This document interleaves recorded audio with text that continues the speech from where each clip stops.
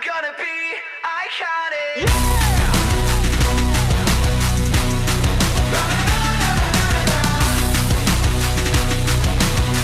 I'm gonna be iconic.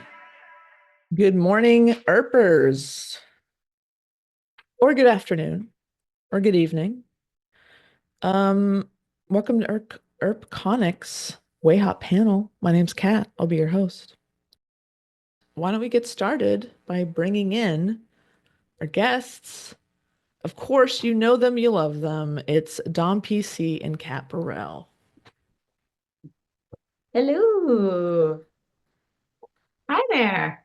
Good morning. Good morning, guys. Good Waking morning. up to Wayhaught. It's the best way to start your morning, as far as I'm concerned. It is. How are you guys doing? Doing well. Yeah, not too shabby over here. How about you? Great. How's the con going so far? I know this is is this your second weekend of con activities? Yes. Yeah. Cat wisely said, why don't we do one Saturday and then another Saturday? And that was just like the perfect idea to Yeah. drop in for a Saturday and then we have a whole nother weekend. So yeah. Awesome. Super. Well, great. Well, thanks for joining us. Thank you for being a part of our panels here at EarpConic. Let's just jump into it. I have some questions about the Audible series, if that's okay. We can start with that. Yeah, totally. Yeah, that sounds great. As a listener, part of the fun of those episodes on Audible was it seemed like there was a lot of nice quiet moments that we might not have had time to kind of dig into on the show. A couple of things that come to mind for me is Nicole and Rachel kind of, got to hear some really sweet and very heartbreaking moments between them. And then Waverly and Nedley and Nedley's wife, like really just sweet and heartbreaking as well. From an acting perspective, what were the advantages of the Audible series compared to shooting the TV series? Oh, yeah. We had so much fun, didn't we, Kat? Loved Hi, it. by the way. It's lovely to see Hi, you. darling. Nice to see you. You look so cute. Oh, thanks. So do you. Oh gosh, wasn't that the best? That was just I felt like we got to have an experience that is like becoming rarer and rarer in our industry, which Yeah. is like a sense of just all about the story, all about the acting, like organic play. Because so often, well, there's so much stop and start on set, so it's hard to like get into a flow. Like you have this just such brief moments of feeling like you're in that flow, and then you have to fix something or something goes wrong, or it's. But with Audible, there was opportunity for it felt like we were doing a play almost. Yeah. It felt so spontaneous. 100%. Because we Yeah. didn't have to like learn the lines in the same way as well. Yeah. There was just like there's so much spontaneity that can come from just reading and trusting that the other person is going to be across from you doing their thing, and what is captured in that time is just there is something really magic about it. Yeah. I Yeah. remember you were very sick though. I have I was this very. poor I thing. detected like, a oh, sniffle. You were such a congested nose, trooper. unfortunately. I feel like it was the theme of my last year is like I just worked sick, just only if I was very ill or very pregnant or a combination of both. A combination. No. But hey, I mean, I got to do it in my sweatpants on a huge bouncy ball, so Yes, just huge bouncing bonus away. for that. Yeah, I just bounced the whole time. But oh gosh, it was so fun, and it was just like, especially after doing it one way for so long, I feel like we got a chance to explore the characters in our relationship as actors and like play like as actors together in a whole new level. Yeah. And I felt like it leveled everything up because it was just about us doing our thing and connecting. We didn't have to hit marks or wait for this or wait for that or deal with the elements or like all that got stripped away, and it was just about story. And it was like from as an actor, you're oh man, and not having to worry about like I'm always like, what weird thing is my face doing right now, or like what I have hands. Well, I've never had hands before. You start thinking about really stupid things when you're on camera. Totally. Yeah. Took it There's all a away. freedom to it. Yeah, Yeah. definitely. And I loved, as you said, Kat, that we got to explore the intimacies of certain dynamics and relationships that we haven't necessarily seen in the series. So I loved that Nedley script. It was like the most heartbreaking thing. I think, Kat, when you first listened to it, you sent a message straight away in the chat, didn't you? Saying like, I'm in tears. Yeah. It was so like moving. And all of the other actors too that you don't see, that you don't know, were incredible. Like Nedley's wife was just stunning, did such a beautiful performance. Everyone just really showed up and it was so lovely to be able to explore those different elements and find out more about Rachel as well, and your dynamic with Rachel, Yeah. what it was like when I was gone. Mm-hmm. Not I, but Waverly was gone, Yeah. Yeah. Yeah. So, and I told Emily's panels last week, and I told her this. It did feel like as an Earper and listener, from the very beginning when Melanie comes in as the narrator, it's like, oh, this is an episode. Like, it's so easy to see it in my mind. Mhm. Now, were you guys in the same room together for these scenes? Was it the entire time or just specific scenes? Yeah, it was the entire time. We were in a studio in Toronto, so they managed to fly Greg in and everyone else. I think there were some people that I think did it long distance. Am I right in saying that? Or it was on different days. I think with scheduling that, like Mel and Tim were together, Dom, myself, Greg, Varun, and Martina were together. I think Danny was there as And well. Danny was there, and Robin Dunn, who played the giant, and the amazing actress who played his sister. Giant. Yeah, so there were, and I'm not sure who came in on Mel and Tim's days. I'm sure there were other actors there, so they had to kind of split us up in that regard. But for the most part, I mean, a lot of us were there, and then we had an incredible reader who would read the other parts.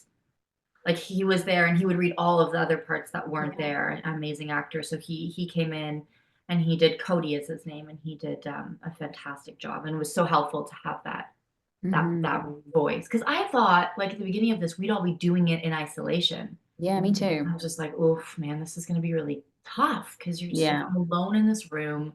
I can't hear anybody. Yeah. But like, oh man, I want to do 700 more of those. Me too. Yeah. Tell them, Kat. Go on. Oh my God. God. We have been. Yeah, Don't I'm worry. sure you have. We'll continue to tell them. I really thought it was like a no-brainer. I Yeah. just thought it was like, we're obviously going to do another one of these. They're going to lap it up. It's going to be Yeah. great because it just felt so right. Do you know what I mean? So great. Yeah. I hope. Yeah. So, I'm sure being in the same room together helped, but there is as you were kind of alluding to, Kat, of like, maybe in not a great way of like my face, what am I doing? My hands, whatever. But it's a very, being on camera, you're able to show a lot more of what your character is feeling and like, internally. So because you don't have that on Audible, did you two specifically, were you talking about things, or was it easy to just kind of fall into these scenes? Like it's so interesting to me that because we're taking away the visual part, it's like kind of, was that a handicap for emoting and your acting, or was that sort of freeing? It's a great question, Kat. Yeah. Yeah. I feel like for me, I felt it was freeing in a lot of ways because the writing was so good. And the writers, I remember speaking to Emily about it and just how they had to kind of adjust, because when you're writing, it's all like show, don't tell, show, don't tell. But Yeah. when you're on Audible, they all had to kind of shift to a slightly different, because it had to be in the dialogue, like a bit more descriptive. And obviously you had the amazing sounds and like the whole cacophony of everything that was built around it. But I feel two things. I feel like if the writing wasn't so good, it would have been harder.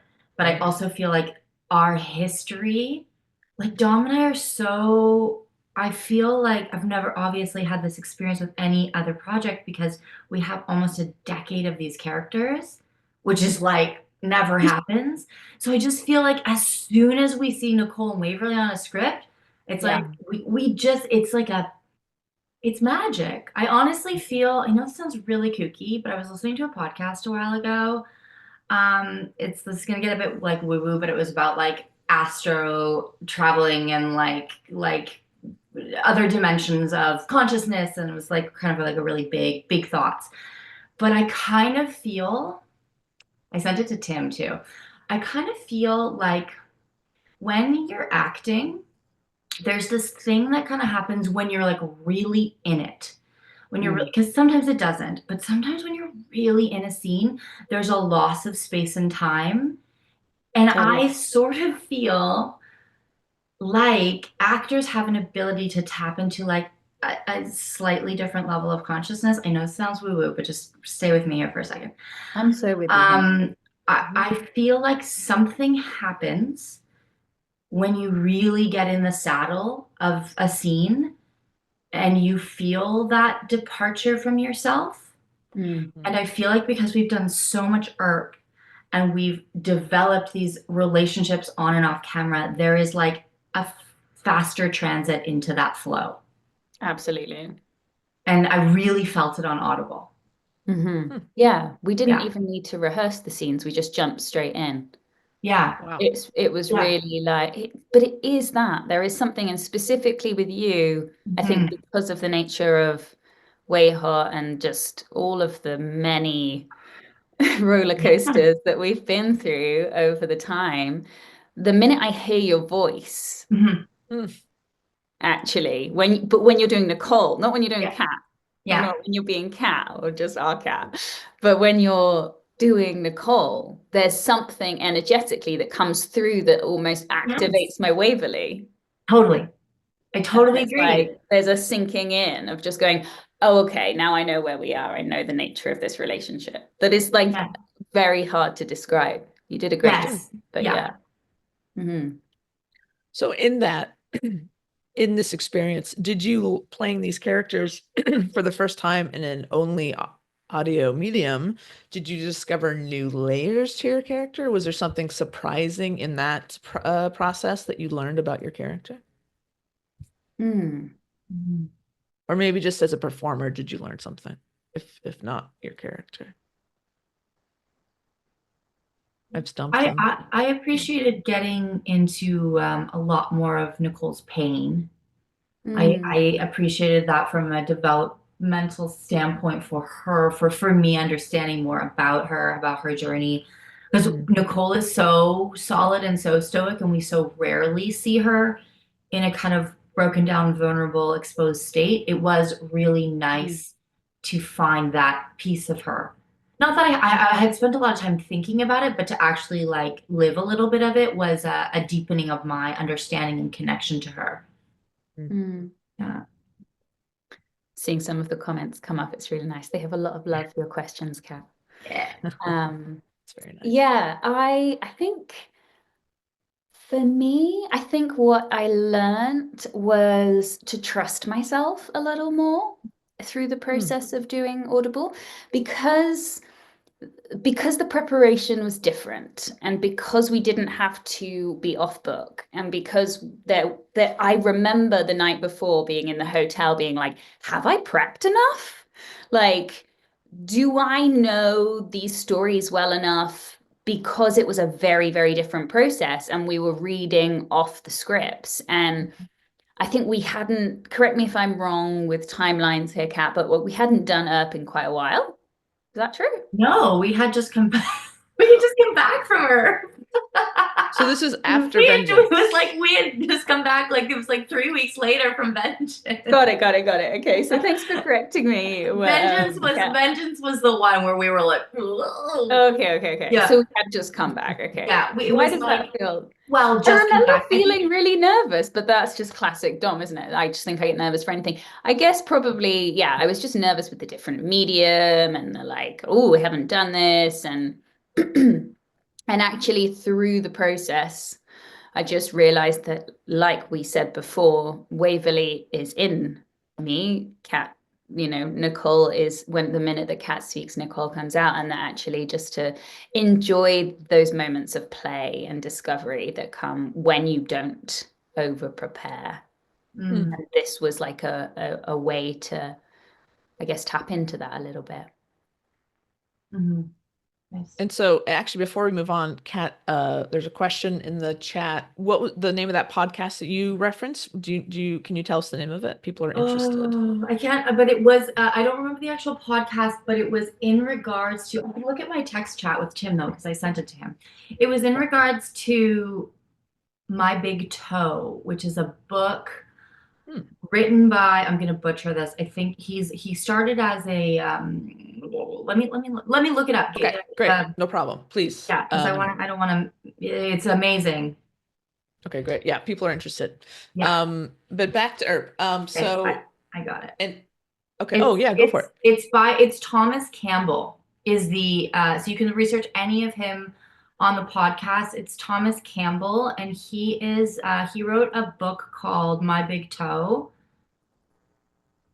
and he is a physicist, but he has spent a lot of time kind of studying and putting science to this what has been for so long a very mythical idea, or like, this idea, fringe idea, like, yeah. So he kind of like started studying it and then Wow. putting like scientific factual measurement on it and meditation, and it's just a very interesting take on that, because often those two schools of thought are very separate. Sounds Anyway, like the kind of podcast that you sounds like the kind of podcast you really got to pay attention while you're listening to it. Yeah, there's a lot of rewinding and like, And just like do dishes while you're listening. No, it's not one of those. You're not Googling when you're doing it, that's for sure. Okay, cool. Well, thank you for letting us know that. And you kind of alluded to, Kat, earlier. I'm sure you had been wondering all this time what Rachel and Nicole's life was like before Waverly and Winona got back from the garden. Had you? I'm sure you were, and it was good to kind of fill in some of those blanks. But what had you in your own head canon? Had you imagined what that life had been like for them, or was this sort of like, you kind of just leave it as a mystery until now, kind of what it was like at the beginning, at least? Yeah, I mean, I had definitely imagined it because we had to play the after. So it was like you had to fill some of it in. And it was in a similar vein of the Audible script, but there's nothing like the specific of that. Like those actual events and dealing with the poltergeist, I guess. What did we call that? Yeah. And like how scary that was, and how broken Nicole was, and how much Rachel saved her, and just a deepening of love for that character of Rachel. And yeah, also just so fun to get more Martina, just to get, it was so lovely to get. And she was such a pro. Oh my God. She's like I feel almost embarrassed around her. Like, she's me too. I feel like a hack when I work with her. Smashes it. Absolutely. Like, she was incredible. She really is incredible. Yeah. But also, kind of expanding on what you just said, Kat, we do see Nicole, well, we hear Nicole broken, and she won't leave the front porch. She's keeping an eye on that road just in case, they come back. And then to me, it wasn't until Rachel really needed to save her, is when Nicole kind of snaps back into herself. Yeah. And again, like just being able to kind of really, because you're not looking at anything, you're focusing on what you're listening to. You really just, that devastation definitely still translates. We can hear, like, Nicole is just sort of like this zombie. She's kind of lost in her head. And then Waverly is so understanding. She's so encouraging. She's like, no, I want to hear it. Like, and Nicole does not want to talk about it. What about Waverly in those moments? Had you thought about what maybe Waverly was coming home to from the garden, even though she didn't realize it was, She she'd been did. She gone for had so no long. clue. Yeah. He had no clue whatsoever, right? So I think that that's what's kind of cool about the journey for the two characters is that Waverly's playing catch up and she is in like such a place of curiosity and wants to know because for her, she didn't have the traumatic period of separation. And obviously, she wants to support her girl, like so yeah, of course she's coming from that place of like, let me in, like open up. But Nicole has gone through this really isolated, challenging time. I remember when we first played that scene coming back in the kitchen, and it was like, oh wow, like there's some stuff has happened, and the difference between your experience, Kat, as like having to have played that big gap and all of that time that had passed, and then all of us just sat around a table like nothing had happened and we're on to the next day. And so, yeah, definitely it was cool to be able to hear Nicole open up a little bit about that time when Waves was gone, for sure. Yeah, for sure. Mm-hmm. Moving out of the Audible and kind of more general stuff, how would you describe each other's strengths as scene partners? Ooh. I don't think we've ever been asked that question. No. Wow, Kat, bring in the good ones. Yeah. I'm trying, guys. That's a really great question. I think Dom for me has two distinct opposites that are perfectly wound together. One is that Dom is always super, everyone is always super prepared, but Dom always really does like the detailed work of the prep, of the research. It's like almost like a little bit of Waverly comes into it. Of the like Dom always knows the ins and outs. If I'm ever like, can you just remind me like what demon? And the Dom is always so clear on story. But then I think the beautiful marriage of that quality is there's a play that Dom brings and a effervescence to Waverly and a giddiness and just like a child, there's like a childlike play quality that I found for me always shook me out of any sort of being in my head, which I can tend to do a little bit, and it brought me more into the present because there was a spontaneity that comes with working with Dom that I always found so inspiring and refreshing and helpful. So I think I would say the marriage of those two things. Oh my gosh, thank you, Kat. That's so beautiful. That's so beautiful. And actually, like, I think we complement each other really well because Kat has more, maybe like you have the ability, I think, to learn lines in a different way to me. Like I'm always amazed about the fact that Kat can sometimes like read a page on the day and then they come out, the words come out of her mouth like pretty much, obviously you do prep work, but for me, my brain, it takes a lot longer to process the learning of lines, which is why I have to be a little bit more prepared in that way, like have really learned the lines. But there's something so beautiful about the way that you work because of the fact that you are able to take in the lines and then show up and be so present with them and deliver them as though it's the first time they're coming out of your mouth, that really brings me into the moment. There is a spontaneity in that. I guess the opposite of what my process is that really brings me into that place of play. So it's interesting that you say that. Yeah. And the other thing is that I think that Kat is always so grounded. And I'm somebody that's a little bit more on the nervous side at times. Whereas the minute that I look into Kat's eyes, she brings me really into that place of like sinking in to a grounded place. And I feel like I don't have to worry, like she's holding me kind of in the scene. I feel I feel emotional. I feel very held by Kat. I feel very, very safe and held by Kat. And I think everyone probably feels it, but there is an energy that Kat brings that is grounded and rooted in the space. And so I know that when I've got a scene with Kat, I'm going to be all right because you've got me. That's really kind. Thank you.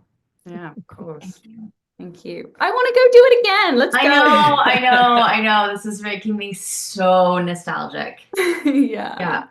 Well, Yeah. and Emily has continued to tell us that she has more Earp stories to tell, and that we should continue to let Tubi know and Audible know that Earpers want more. So we're working on that as well for you guys.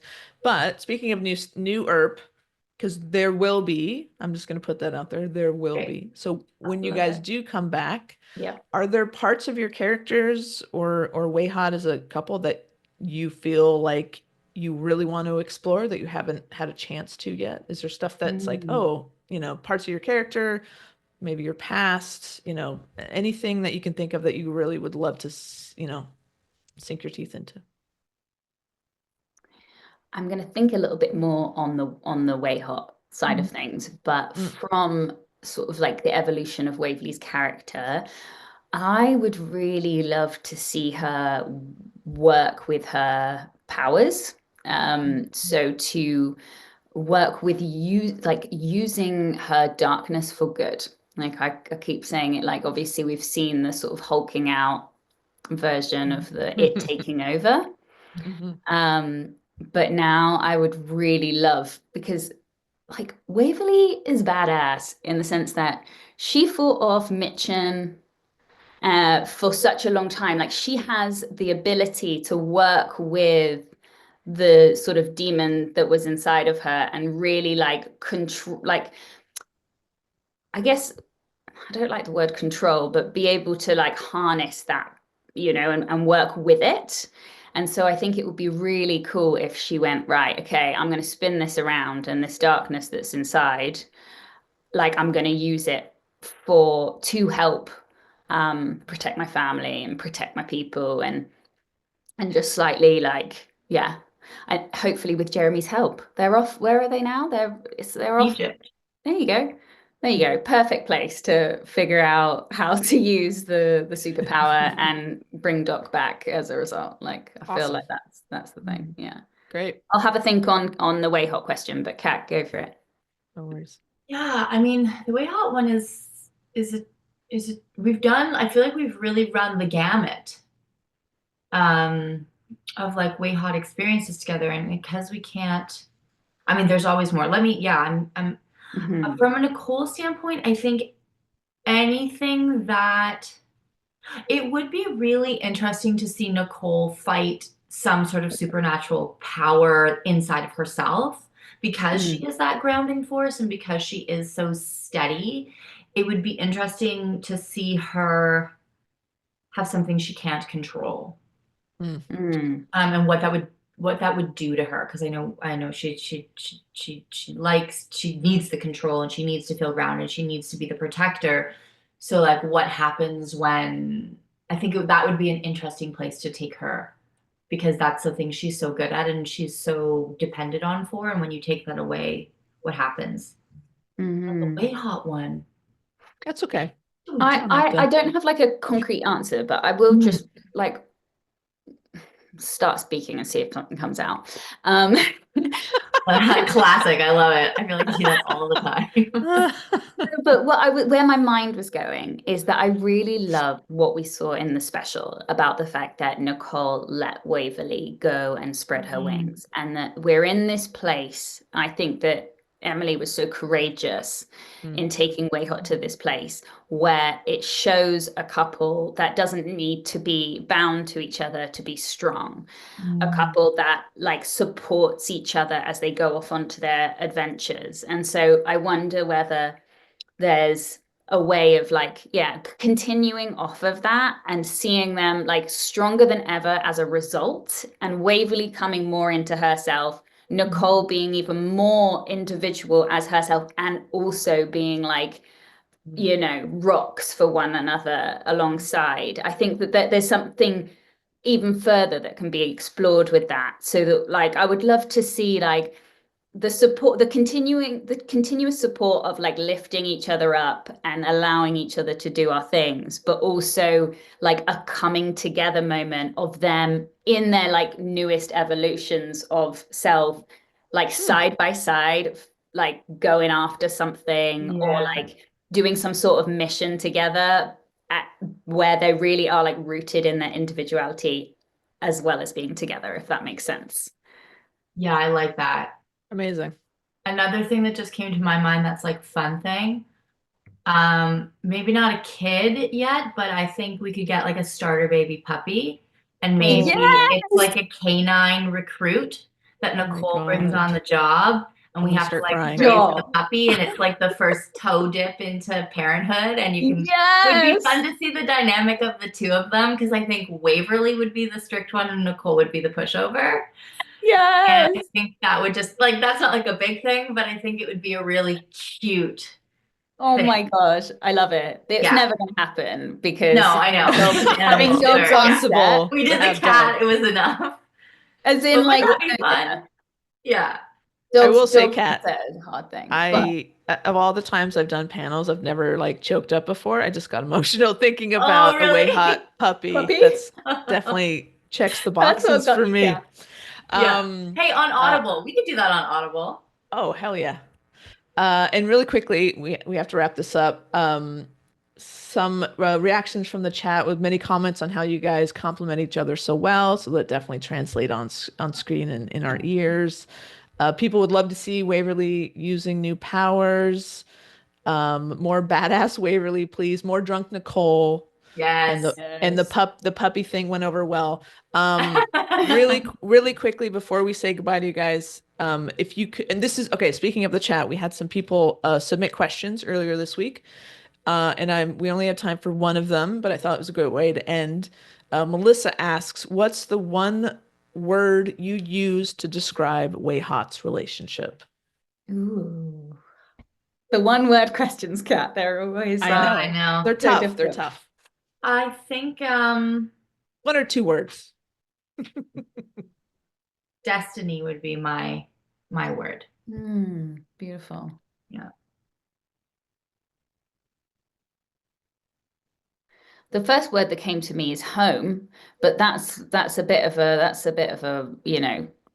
word, isn't it? But there is like, let's go with destiny and home. They make a good pair, I We think. do. Yeah. Well, Yeah. that's the perfect way to end this panel. Mhm. Dom, Kat, as always, it's such a pleasure. Thank you for joining us for this Oh, chat. Thank you, Kat. And as a reminder, everybody, Knox still has things available. And if you want to do a one-on-one with Knox, I'm sure you guys could speak to how insane their Amazing. energy is and how fun they are. So Yeah. get some Knox in your life. Kat, Dom, enjoy the rest of the convention. I hope you guys have a great time. Thank you again for doing this. Thanks so As much. always, you guys are a treasure. We appreciate you so much. Oh, thanks, Thank Kat. you so much. This was really fun. What a That was lovely really way to start fun. today. Yeah, definitely. Bye, Kat. Have a Awesome. beautiful Okay, rest of the bye, day. love. Bye, Double Dom. Kat. Bye, Mwah, mwah, Kat. mwah. Bye, Thanks, everybody. everyone. Bye, everybody. Thanks for watching.